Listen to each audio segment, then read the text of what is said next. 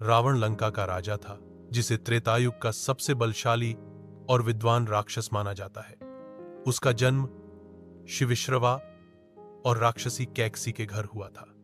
इस प्रकार उसमें एक ओर ब्राह्मण गुण थे तो दूसरी ओर राक्षसी प्रवृत्तियां भी। रावण ने बचपन से ही कठोर तप किया और भगवान ब्रह्मा से वरदान पाया कि कोई देवता, दानव या राक्षस उसे नहीं मार सकेगा।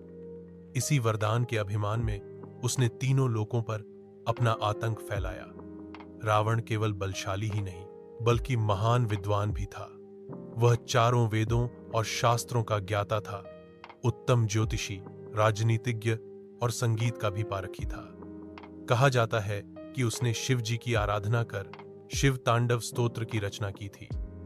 रावण भगवान शिव का परम भक्त था और कैलाश पर्वत को उठाने का भी उसने प्रयास किया था।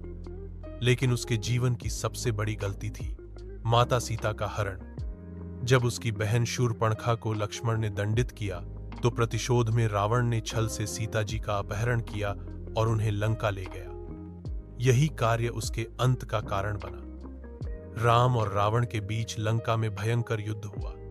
रावण के पास अपार शक्ति, ज्ञान और अद्भुत शस्त्रास्त्र थे, लेकिन धर्म की शक्ति के आगे उसका घमंड टिक न सका।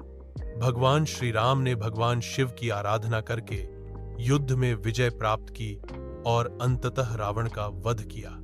रावण की मृत्यु केवल एक राक्षस का अंत नहीं थी, बल्कि अहंकार और अधर्म पर धर्म की विजय का प्रतीक बनी।